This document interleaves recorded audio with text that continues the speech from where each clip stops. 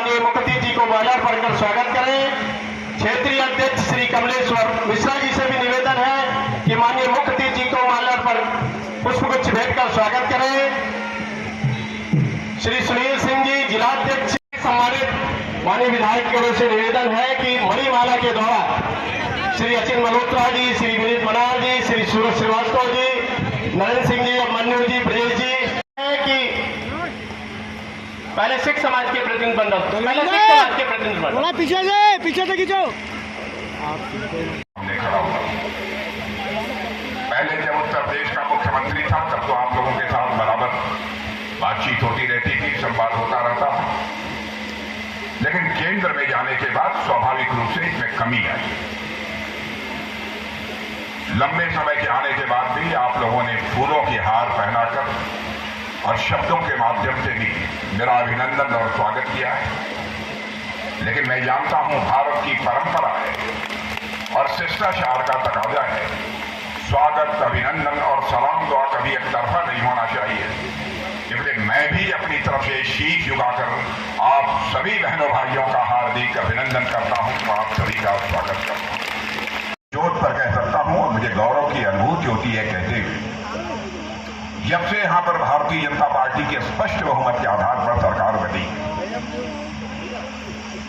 और योगी जी ने मुख्यमंत्री के रूप में अपनी जिम्मेदारी संभाली है, बहनों भाइयों, उत्तर प्रदेश का मान सम्मान बढ़ा है, उत्तर प्रदेश का कद बढ़ा है और व्यवस्था की स्थिति का चुस्त दुरुस्त न हो। लेकिन केवल उत्तर प्रदेश नहीं, हिंदुस्तान का हर व्यक्ति से स्वीकार करता है कि उत्तर प्रदेश में कानून और व्यवस्था की स्थिति पहले से अच्छी हुई है, चुस्त दुरुस्त हुई।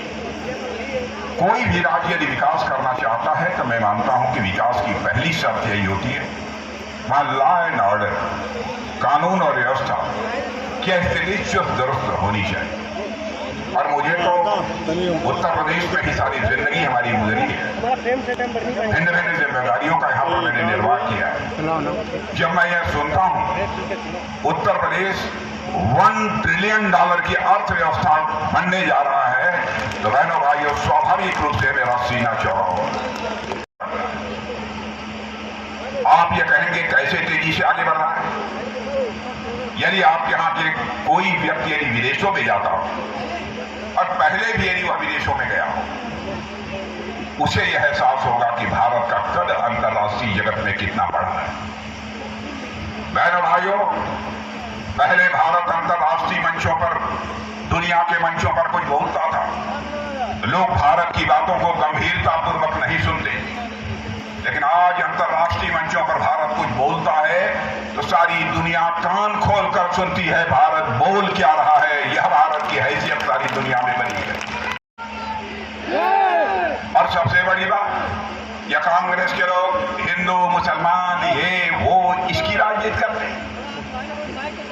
शायद उन्हें इस बात की जानकारी नहीं है कि हमारे प्रधानमंत्री अरब देशों के 5 मुस्लिम देशों ने उनके यहाँ का जो सबसे बड़ा सम्मान होता है, उस सम्मान से नवाजने का काम किया है, जबकि दुनिया में किसी भी प्रधानमंत्री को नहीं किया। लड़ाई चल रही, प्रारंभ हुई, अब उस लड़ाई को लगातार चलते चलते 2 वर्षों से अधिक का समय हो गया है। लेकिन जिस समय यह युद्ध रूस और यूक्रेन के बीच प्रारंभ हुआ था, उस समय हमारे यूक्रेन में लगभग 28-30 हजार भारत के बच्चे या तो मेडिकल एजुकेशन प्राप्त कर रहे थे, अथवा इंजीनियरिंग की शिक्षा प्राप्त कर रहे थे, अथवा मैनेजमेंट का कोर्स कर रहे थे। उनके माता पिता जो भारत में रहे, उन्हें इस बात की चिंता सताने लगी कि लगातार रूस की तरफ से भी मिसाइल चल रही है, बम चल रहे हैं, गोले चल रहे हैं, यूक्रेन की तरफ से चल रहे हैं, क्या होगा हमारे बच्चों का। तो जिन बच्चों के माता पिता भारत में रहते थे, उनका एक प्रतिनिधिमंडल हमारे प्रधानमंत्री से मिला और कहा, मोदी जी चाहे जो कुछ भी हो जाए, हमारे बच्चों को यूक्रेन से निकालिए और उन्हें भारत ले आइए, क्योंकि अब काम को नहीं कर पाए।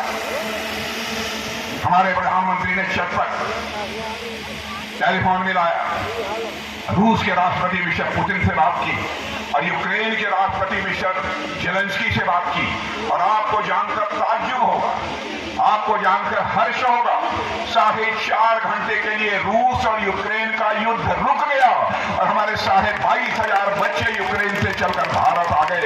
यह है हमारे भारत की ताकत। घरों में अब लोग योगा करते हैं, योग। यह भारत के ऋषियों और मनीषियों की नहीं, संयुक्त राष्ट्र संघ में इसका प्रस्ताव रखने का काम पहली बार भारत के इतिहास में किसी प्रधानमंत्री ने किया था, तो हमारे प्रधानमंत्री ने किया था बहनों भाइयों। और आपको जानकर खुशी होगी कि हमारे प्रधानमंत्री ने संयुक्त राष्ट्र संघ में योग को सारी दुनिया को अपनाना चाहिए, योग पूरे दुनिया को करना चाहिए। जब यह प्रस्ताव रखा था तो दुनिया के 172 देशों ने हमारे प्रधान दुनिया के 5 देशों की कतार में आकर खड़ा हो गया। दुनिया के बड़े बड़े अर्थशास्त्री,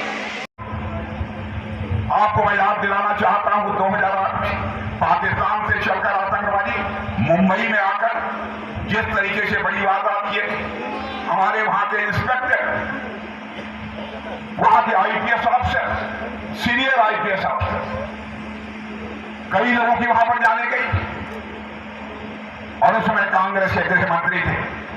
उनसे जब पूछा गया तो उन्होंने कहा, अरे छोटी मोटी आतंकवादी वारदातें तो होती रहती, लेकिन जिस शक्ति के साथ बहनों भाइयों हमारी सरकार आतंकवाद का सफाया किया है, आज भारत में ही नहीं सारी दुनिया में उसकी सराहना हो रही है कि भारत ने कितनी मजबूती के साथ नहीं करता, चाहे वह कांग्रेस का हो अथवा किसी दूसरे दल का। हमारी अधारणा है प्रधानमंत्री होता है, वह व्यक्ति नहीं है, वह संस्था है, वह इंडिविजुअल नहीं है, इंस्टीट्यूशन है। आलोचना नहीं करता, लेकिन हकीकत यह है, नेहरू जी भी कहते थे हमारी सरकार बना दो, हम हिंदुस्तान से गरीबी को मिटा दें। इंदिरा जी ने भी कहा हमारी सरकार बना दो, हिंदुस्तान से हम गरीबी को मिटा देंगे। राजीव गांधी जी ने कहा कि हमारी सरकार बना दो, हिंदुस्तान से हम गरीबी को मिटा दें। लेकिन बहनों भाइयों, हिंदुस्तान की गरीबी बढ़ती चली गई, हिंदुस्तान की गरीबी समाप्त नहीं होने पाई। लेकिन 8-9 वर्षों के अंदर हमारी सरकार ने मोदी जी के नेतृत्व में वह करिश्मा कर दिया। जिनको इसका पता लगाना हो लगा लें। और मैं अपने प्रेस के दोस्तों से भी कहना चाहता हूं, हमारी यदि कोई बात गलत हो अखबार के पन्नों पर लिख दें, क्योंकि जनता के आंखों में धूल झोंक कर जीवन में मैंने राजनीति नहीं की है, जनता की आंखों में आंख डालकर मेरे बहनों भाइयों मैंने राजनीति की है। संकेत अच्छे नहीं मिल रहे। इंडियन ओवरसीज कांग्रेस के प्रेसिडेंट हैं, अध्यक्ष, जो कि यहां के कांग्रेस की सरकारों के सलाहकार भी रहे और आज भी वो कांग्रेस संगठन में, क्योंकि इंडियन ओवरसीज कांग्रेस के वो आज भी अध्यक्ष हैं। उन्होंने कहा कि अमेरिका में जिस प्रकार की एक व्यवस्था है भारत में लागू कर देनी चाहिए। यदि परिवार में मुखिया की यदि डेथ हो जाती है तो जो संपत्ति है उस संपत्ति में आधे से अधिक यानी 55% यह सरकार के कब्जे में आ जाएगी और उस परिवार के लोगों को केवल 45% मिलेगी। यह आपको मंजूर है?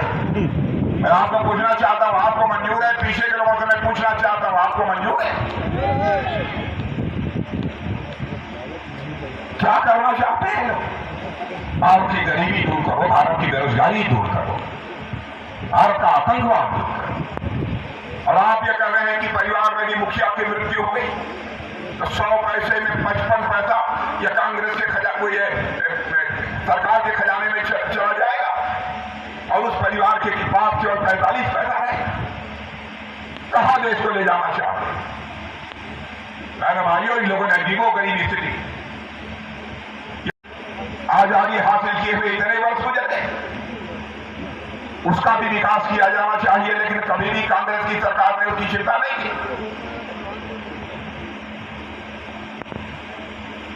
बहनों भाइयों, हम लोगों ने अधिकांश धर्मों की चिंता की है जो उनके ऐसे पूज्य स्थल है, आराधना के स्थल है।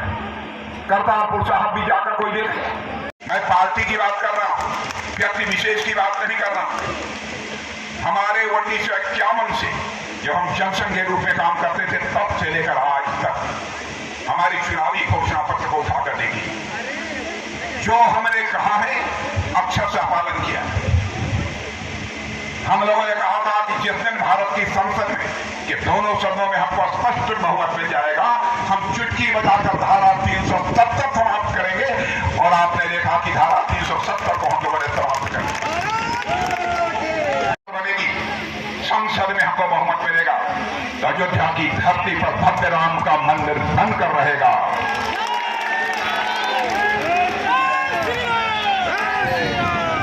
और हम लोग उस समय जब कहते थे रामलला हम आएंगे, मंदिर हम वही बनाएंगे, तो कांग्रेस के लोग और सपा के लोग ये कहते थे, हाँ बीजेपी वाले, रामलला हम आएंगे, मंदिर वही बनाएंगे, लेकिन तारीख नहीं बताएंगे। बहनों भाइयों, आपने देख लिया, पर तारीख 22 जनवरी भी आ गई।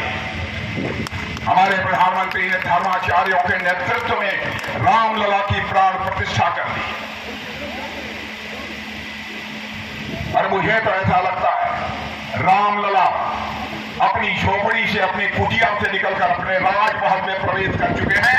इसका मतलब कि भारत में राम राज्य का आगाज हो चुका है। मेरे बहनों, भारतीय जनता पार्टी हिंदुस्तान की एक ऐसी राजनीतिक पार्टी है जो केवल सरकार बनाने के लिए राजनीति नहीं करती है, बल्कि देश बनाने के लिए हम राजनीति करते हैं। बहनों भाइयों, मैं यही संदेश स्पष्ट रूप से दे देना चाहता हूं। सिख, उनके परिवार आए हुए थे शरण लिए हुए, जिस प्रकार की स्थिति में वो वहां रह रहे थे, ठीक तरीके से शौचालय नहीं था, स्थान वहां पर स्नान करने की व्यवस्था नहीं। उसी समय मैंने अधिकारियों को निर्देश दिया था कि यह बिल तैयार किया जाना चाहिए नागरिकता देने का, और बिल तैयार हुआ। और चीन की सीमा पर हम सड़क बना देंगे तो वहां पर चीनी भारत में घुस जाएंगे। क्या बहनों भाइयों, ऐसे ही कमजोर कलेजे के लोगों के द्वारा भारत की सुरक्षा की जा सकती है। आज कोई जाकर देखे, बहनों भाइयों, भारत की सीमा पर बुनियादी ढांचों का हम तेजी के साथ विकास कर रहे हैं। किसी की आने की चिंता नहीं है। कोई आएगा तो जो माकूल जवाब देना होगा उसका माकूल जवाब दिया जाएगा। भारत के अंदर बताकर मिसाइल, टैंक, सब कुछ दुनिया के दूसरे देशों से आते हैं। मैं आपको बताना चाहता हूं कि रक्षा सामग्री 1 लाख करोड़ रुपए से ज्यादा का उत्पादन इस साल किया है। भारत की आवश्यकताओं को हम पूरा कर रहे हैं, और साथ ही साथ दुनिया के दूसरे देशों को भी हम एक्सपोर्ट कर रहे हैं। अभी हाल में ही मिसाइल हमने एक्सपोर्ट किया है, ब्रह्मोस मिसाइल। बहनों भाइयों, इधर से चले तो सीमा के उस पार जाकर मार सकती है, ऐसी है ब्रह्मोस मिसाइल। जब स्वर्ण मंदिर के ऊपर स्वर्ण छत्र लगाया था, तो उसके साथ ही साथ महाराजा रणजीत सिंह जी ने काशी विश्वनाथ के ऊपर भी उतने ही वजन का स्वर्ण छत्र लगाने का काम यदि किसी ने किया था तो महाराजा रणजीत सिंह ने। और बहनों भाइयों, जब मैं सीमा पर जाता हूं, सिख माताओं की क्रेक से पैदा हुए मजबूत तगड़े नौजवान जब खड़े होकर बोलते हैं, स्वागत करते हैं, बोलते हैं बोले सो निहाल, सत श्री अकाल।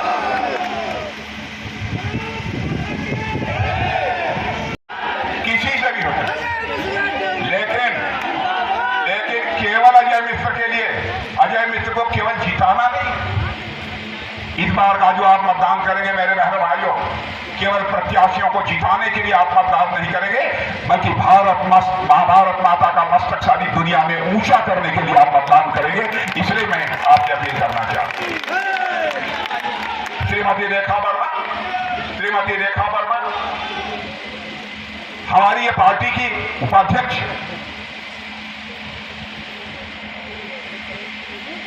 पार्टी में इनकी क्या हैसियत है,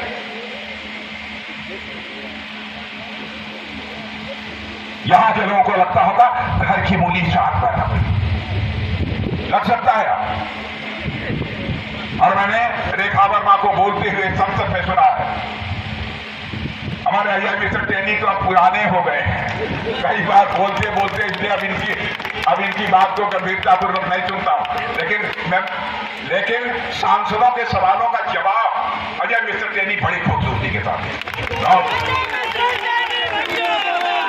लेकिन रेखा वर्मा भी भारत की संसद में अपने क्षेत्र ही नहीं बल्कि उत्तर प्रदेश की समस्याओं को प्रभावी तरीके से आवाज देने का काम करती हैं। तो रेखा वर्मा के एक हमारे यहाँ हमारे छोटे भाई आशीष पटेल यहाँ मौजूद है, प्रत्याशी नहीं है, अपना दल के नेता है। कहाँ भी चेहरा दिखा दो, ठीक ठाक चेहरा इनका, देखिए पर्सनालिटी भी ठीक ठाक, ये मंत्री हैं यहाँ पर। हमारे क्षेत्रीय अध्यक्ष कहाँ है? ये हमारे क्षेत्रीय अध्यक्ष, एक से एक दिग्गज यहां मौजूद है। तो बहनों भाइयों, मैं आश्वस्त होकर जाऊं,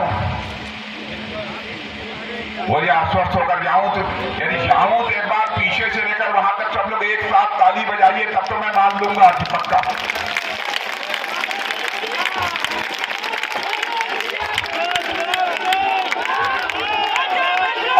और मेरी बात सुनिए, आप मेरी बात सुनिए, आपने हमारे प्रत्याशियों को जिता दिया, तो मैं इन लोगों से कहूंगा, जीतने के बाद कभी भी, वो जरूरी नहीं है कभी भी एक बार मुझे फिर से बुला देना।